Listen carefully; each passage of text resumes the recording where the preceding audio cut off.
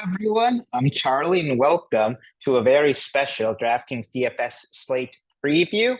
Today we have Boxing Day on the agenda, one of my favorite slates of the year. It's this and like the end of Premier League season. This is also my last video before Christmas. So, of course, we are rocking the DraftKings Christmas ugly sweater. And yeah, so I hope everyone has a good time over the holidays, and I'm very much looking forward to this slate. So, for people who are new here and maybe playing soccer DFS for the first time, I'm sure we'll get a lot of people getting their first experiences here with how many tickets they've been giving out for like the main $5 GPP, which I love to see at that entry level. Gives a lot of people a lot more opportunities to enter that. So, first of all, I'm going to talk about projected lineups, which aren't really out. So I'll just go through. It's too early for projected lineups, so I'll just go through like the lineups of each team for last game and talk about what they'll do for set pieces, which, if people don't know, are a huge edge in DraftKings DFS soccer. So it'd be like the guys who take the corner kicks, free kicks.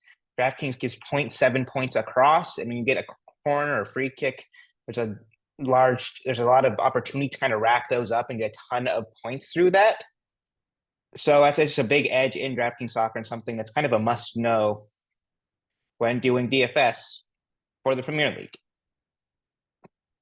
As well as, and we're also going to go through the odds here. Chelsea are the biggest favorite, minus 200. Newcastle and Bournemouth both follow them respectively at minus 100. And then all the other games are plus odds, including Tottenham being a dog away to Forest, interestingly enough. But as we'll see through like their lineups the last couple of games, kind of makes sense with how many injuries they're dealing with and just how leaky they've been at the back. And then after we go through each team's lineups and set pieces, we will be looking at prices as well as providing a core for cash. And then something I don't usually do that I plan on talking about is a little bit more GPP strategy because of some of these big contests that we got that are super top heavy to first. So just some ways to kind of get unique there and potentially win this whole thing. In terms of the first team, Chelsea playing Fulham. This was their lineup last game. I think we'll get something similar because Cucurella is still suspended. Only difference could maybe be if, I don't know, Renato Vega or somebody starts at left back and you have Gusto to right back, or some other combo in the defense. I think this midfield and attack is going to be pretty standard. Just maybe if Mukiele starts on the wing or Felix or something. But Palmer, Enzo, Caicedo, I don't see them changing that spine. Jackson probably not either, although Nkunku could be in. In terms of what they do for corner kicks, it is a Palmer and Enzo Fernandez split. Pretty clear cut there. Both those guys take corner kicks. Fulham.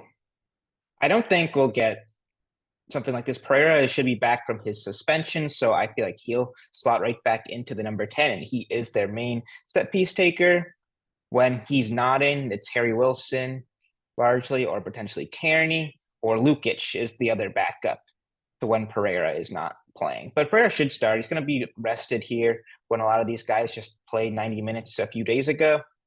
So Pereira is the guy to look for there. Newcastle and Aston Villa. For Newcastle, it should be mostly Gordon and Lewis Hall. Jacob Murphy, Tonali have all taken a little bit in the past. Willock is dealing with a potential injury, so we'll see if he starts. Joelinton, I think, is the same thing. So I think what they'll likely do is put Longstaff, if he's back, into that center mid role. But we'll just have to see when lineups come out. But the guys who just probably are playing are Ishak, Gordon, Hall, Tonali likely.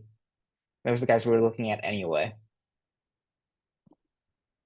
Aston Villa. And when I say a split, for people who don't know, it just means that they share set pieces. It's like a split backfield in the NFL. Like there'll be a lot of some guys who have like a monopoly, we call it, like your bell cow role for a running back, where they just have every set piece, and those guys are super valuable. Pereira would likely be that on Fulham.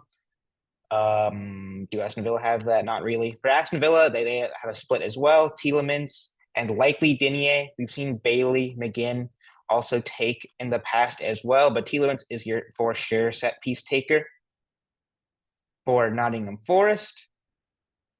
It should be mostly Elanga. Elliot Anderson has taken a lot too. If Elanga doesn't start, which he has not been a ton recently, it should be Anderson.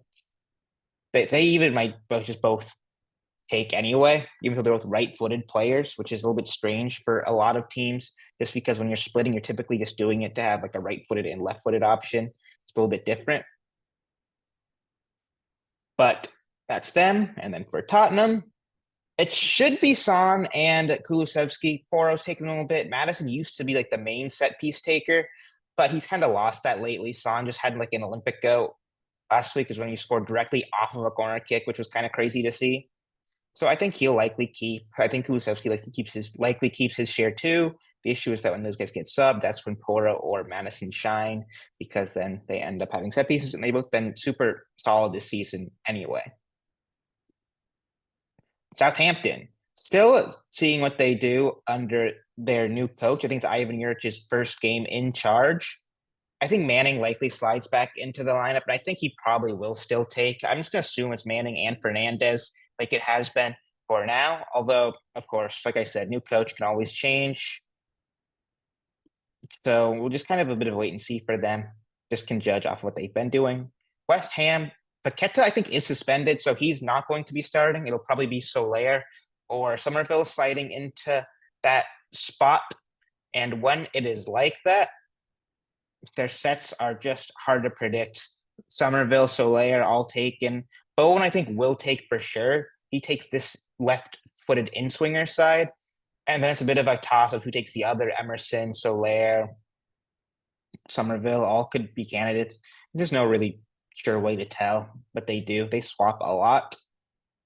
And then for Bournemouth, Christie should be the main guy. I expect Lewis Cook to end up starting again too, which makes it a pretty clear split between Christie and Cook. Kluivert should split with Christie if there's no Cook. Bournemouth are a team that just love in-swing corners, which would be like a lefty on this side, righty on this side. So Christie should have this side, Cook should have that side, and that should be pretty self-explanatory for them. If we see like neither Kluivert or Cook somehow, that just makes Christie in a phenomenal spot because probably means he has a monopoly. Crystal Palace, I think it'll be Hughes and Kamada splitting. I think they're pretty simple. And that's all of all of the set pieces. And now we get into the juicy bit, pricing. Ishak, most expensive forward, 9,600. He's in play. He's been super solid. I wouldn't really call him like a cash play just because he doesn't have a floor. When I say floor, it's like a non-goal contribution points. Like you see all of his points typically come from goals when he doesn't score. Like you can, which has not happened often, to be fair. And he's even had a bit of a floor even when he hasn't. But he typically is not like that. Like you'll see 3-1. Well, he's been super solid all season. He's a good play, Ishak. I even consider him in cash. The issue is he's just so expensive. Madueke Jackson, I don't love either of those guys. Jackson's kind of splitting minutes with Nkunku. He keeps getting subbed off for him, so that's the worry there. Son, 9K. I just am a little worried about Tottenham right now. Like their games have had goals, but they've just not been playing that well. They're a team that's beat up right now. I have so many injuries, so because of that, guys just look a little fatigued and have not been playing well. But Son at 9K, he's probably their best player, even if he hasn't necessarily showed it every game. Like it's hard to say he's completely not in play. But in cash games, I just don't know if he's safe enough. I'm just gonna go through who I like. Everyone saying like I wouldn't play. I'm just gonna talk about just in relation to cash. Talk a little bit more about GPP at the end, but really you can kind of get behind anybody. But that's besides the point. I'm just kind of going through cash first, double up contests and head to heads just because just the way we do things here. Bowen 8,400. This is a guy I'm tempted by. Like I know he hasn't been great in terms of upside, but he's just got so much talent. I'm happy going back to him. He should be on penalty kicks with Paquetá suspended. That caught me out last game because I just thought that it'd be him for sure. And Paquetá ended up taking, which was just not great. When you got Bowen and he had like a 6 points against Bournemouth, just when I had him. But yeah, I'm still tempted by him for sure. Like I'm not scared. He should have set pieces. Southampton, even with their new coach, I'm not scared of that matchup at all. So I like Bowen. Gordon, another guy with set pieces. I love targeting your set piece taking players just because that creates a floor that I've been talking about in crosses, key passes, all those you can rack up a ton taking corner kicks and free kicks, as well as having upside on top of that, like Gordon, like Bowen. So it just gives me a little bit of an edge, I feel like, over like a goal dependent forward, like a Solanke, like a Jackson, where they have similar odds to score, but I just have a little bit of that extra cushion with those set piece takers, just because they can get like a goal amount of points just in floor. I say again. So yeah, Anthony Gordon, like a lot. Bowen, like a lot in cash. Then like I think Ishak is probably in play as well. And then for cash, I don't know if I necessarily love a lot of these guys. Like the guys I'm thinking about, Bournemouth, I think are super cheap here. That's probably alternative, like Semenyo, like Clivert, even Chelsea wingers too, like Neto and Sancho if they're in, both at 6K. Watara, great value at 6K. The only reason I think you're not going like an Ishak, Bowen, Gordon is just because you're using the savings that you get going down to one of these 6K guys and then upgrading your midfielders or defenders. So yeah, those are the routes I'd go at forward for cash. Somerville as well. I'm interested in. But yeah, those are the big names I'm thinking about for cash games. Midfielders, Cole Palmer. This is probably just a plug for me in cash contests just because he's so good when he's good. I know he hasn't hit those peaks last couple games, but he still had 17 floor against Brentford, 12 against Everton, which is not awful. Not really what you're looking for when he was like 11K, but you're paying him for that potential upside on top of his high floor. So like goal in either of these games, he has 20, 30 points. And if he gets like two goals, 40, goal and assist, 30. It's like Cole Palmer. Just love him as a player. Super talented. Best guy to play on the slate. Madison, I'm scared of him. I know he scored against Liverpool, but we've had 5 points had that not gone in. He's not been playing 90 minutes. He's kind of like the first attacker they rotate out without set pieces and a tough dog matchup for them. I just don't love it. Enzo Fernandez is too much for me. Like he has set pieces, but just not the upside, I feel like. It's a goal contribution every once in a while, and he's been pretty solid, but for 9K, I just feel like I can get a lot more utility and upside out of other midfielders. Like Kudus. I get behind Kudus. He's not a set piece taker, but he has his own floor and foul draws, crosses, key passes, typically pretty solid minutes as well, which is something to think about when doing teams like this, just because there's been so much rotation in these like winter games, just because there's so many, like these teams play like every 3 days. And so there's a lot of early subs. Kudus is kind of pretty anti that. Bowen's pretty anti that. Palmer's pretty anti that. Like those guys just have a little bit of an edge for me. Anderson, if there's no Elanga, I don't mind that. 3,600 is a little steep. Kulusevski, don't mind. Pereira, I think it's a tough matchup. Other midfielders I'm thinking about. Palmer is the big one. Kudus, I like a lot. Tielemans, I think is okay. There's one other mid who I'm going to get to in a sec. I'm just trying to see if there's anyone else I want to pick out. Lewis Cook at 5K, kind of meh. I don't think he has a ton of upside. Mateus Fernandez, I don't think is bad at 4,800. Bailey, a little bit of an upside punt at 45. Soler, hope he has sets. Don't mind that at 44. Same with the Palace guys in Hughes and Kamada. Both solid, cheap set piece takers. Tonali, if Ward Prowse plays, that's not bad at 4,200. Tonali, 4,200. I know he was not great against Ipswich, even though they smashed. But he's had good games in the past. Like, I don't mind 4K Tonali. Dibbling, I don't mind at 4K if there's no Manning. He got set pieces in that case, got subbed at halftime last game, so he should be good to go for further minutes against West Ham. But Ryan Christie, $4, this is the best play on the slate. Tavernier is their normal set piece taker. still out. And without him, Christie has been absolutely feasting. He doesn't even necessarily get a ton of his points from corners. Like he only had two crosses against Man United, had an assist, 15 points. He had 8 against West Ham, so that were exciting. But 6 shots, 5 key passes, 24 points just in floor, which is crazy. He's wildly underpriced at 4K, being a minus favorite matchup with set piece with set pieces. Like this is just a great play. He's been like going 90 a lot of the time too, which scares me a little bit because he's probably due a rest. But at 4K, like this is going to be my most owned guy on the slate just because he allows you to do so much and has so much upside at his price. So love Ryan Christie. He's probably who I put on the thumbnail, I'm sure. Philip Billing, if like they somehow rotate Christie, that's probably the backup left-footed set piece taker. I like that. Assume he's not going to play, but that'd be just as fine as Christie if they were to line up like that. But yeah, I'm almost sure I'm running Palmer and Christie in my cash lineup, and they will probably be my or at least two of my most owned guys. Defenders. There's not a true lock defender, I don't think here. Like Poro's been solid, Lewis Hall's been okay, Dinier's been okay, Annie Robinson's been great, but tough matchup. Emerson, I worry if there's a Soler or Somerville in that it lowers his chance of taking set pieces, which scares me a little bit. And at 5K, you're going to need them really to be worth.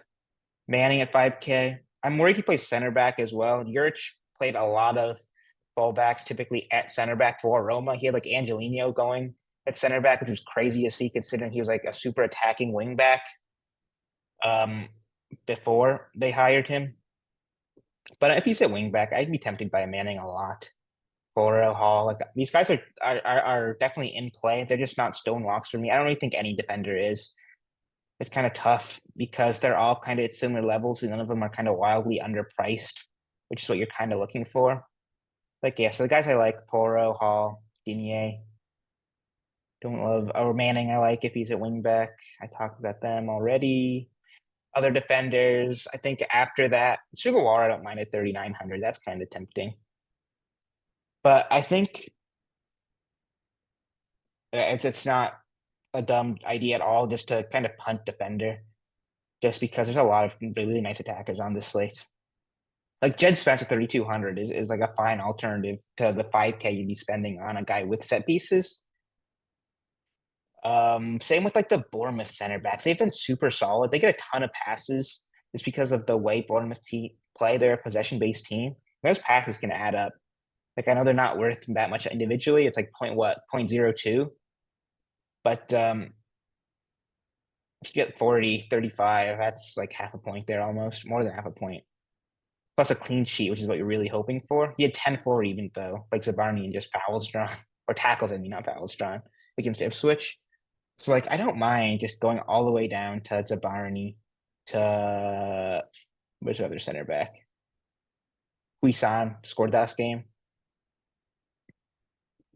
So like yeah, like I don't mind punting defender at all. That's also I'll get into this more, but center backs are a huge way to just win GPPs just because they're always dirt cheap and they can have these massive scores to pay off that 4,900 if they score off of a set piece, which is just not that uncommon in soccer.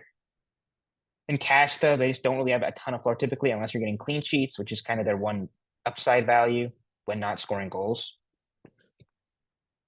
But yeah, I don't mind punting CVs here, even in cash. If I was to prioritize a defender, it'd probably be Manning if he was at wingback. I like Lewis Hall too. Like I like Poro as well. I like all these guys. It's just hard to kind of decide who to fit. Could maybe even cram all of them after he's talked up CV punting here or cheap defender punting. It's a hard slate here. A lot of games. Goalkeepers, it's a crapshoot. Always a crapshoot.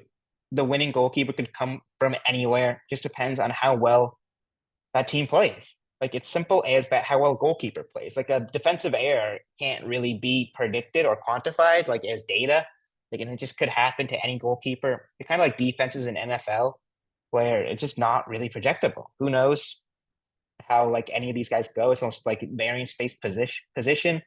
Like there's a very thin margin between like Dean Henderson making 7 saves or giving up 3 goals, just depending on how well he plays, what kind of shots Bournemouth take. Like he had -8 against Arsenal. Then he had 13 giving up a goal against Brighton just before. Like it's just super variance based. Like I don't mind punting in cash ever, just because if it's variance based anyway, might as well prioritize kind of the pieces you can control rather than goalkeeper. It's always viable. And then in GPP, get a little bit more weird. Go for more payups and just go who you can afford regardless. Like if you like cheap options like Christie, you might end up having enough value or having enough salary to pay up at goalkeeper, which is fine, completely fine. It's all just random. Just play whoever kind of you land on. I always talk about for cash builds. In terms of a cash core, Palmer, Christie, those are the 2 guys I love. And then I'd probably go Gordon. Set piece taker on the biggest favorite or one of the biggest favorites. And super solid. I'm happy with all those guys, and that's how I'd start my cash builds. Now, let's talk GPP. This is something I don't always do. I've typically I probably play more heavy in GPP than cash or in single entries too, or kind of in the middle. I play in a cash team typically in those. But for like these large field GPPs, want to win 20K, how do you go about constructing your build? Say you have 5 to 10. What should you do? Okay, first of all, when I talk about like my cash plays, just because they're cash plays doesn't mean I don't like them. These guys will still end up my most owned plays, like my Gordon, like my Christie, like my Palmer. I'm happy with all of those guys in GPP formats. I'm not going to go them in every build just because there's a lot of guys on the slate and I want to cover a few more bases than just those guys. But a couple of things you can do. Number one, to be different, we're not necessarily to be different, but to give yourself a realistic chance of winning a GPP is game script.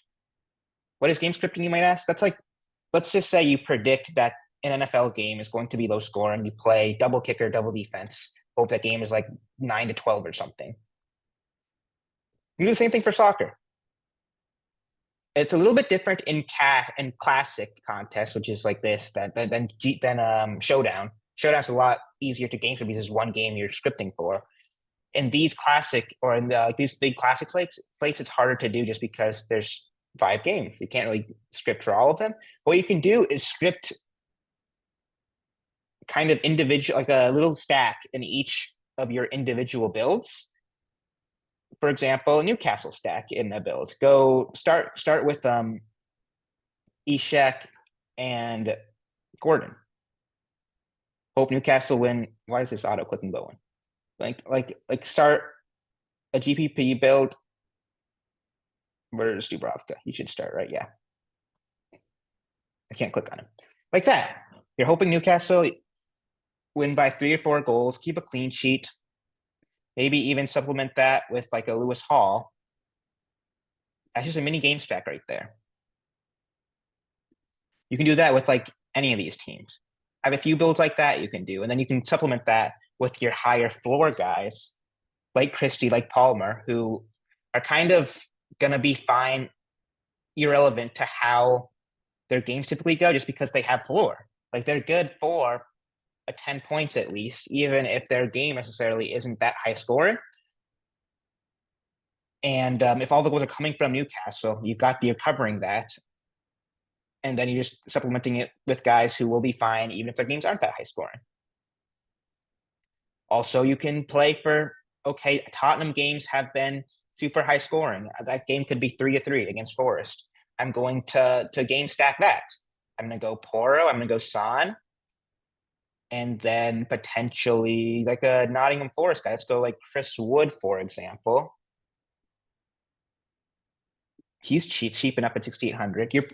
The good GPP plays that are not cash plays, like even these cash plays are still good GPP. But the guys who are good in GPP, maybe not so in cash, are your guys like Chris Wood. They're super variancy. Like they can either up like a 5 or like a 20, depending on if they score or not. And if they're scoring, they're paying off that value. It's not worth the risk in cash typically, but in GBP, if you have like 10 builds or something, that is you can go a bunch of guys like that and hope that at least just a couple of them do well and give you a chance of winning some serious money. And then like so yeah, you can start Son, Pora, Wood. Who else would I go to kind of make that work? Solanke potentially and go like a 3 forward build, go like a 4 set piece taker like an Anderson. That's a little game stack right there. Put like Christie here, whatever defender and goalie work. I wouldn't go goalkeeper from that game just because you're hoping for goals. So you go goalie from a different game, hoping that one is low scoring. But yeah, that's game scripting right there. You're just playing for certain scenarios in each build. It doesn't even have to be the same across all your builds. You can have one game where you have like Nottingham Forest goalkeeper. Where is he?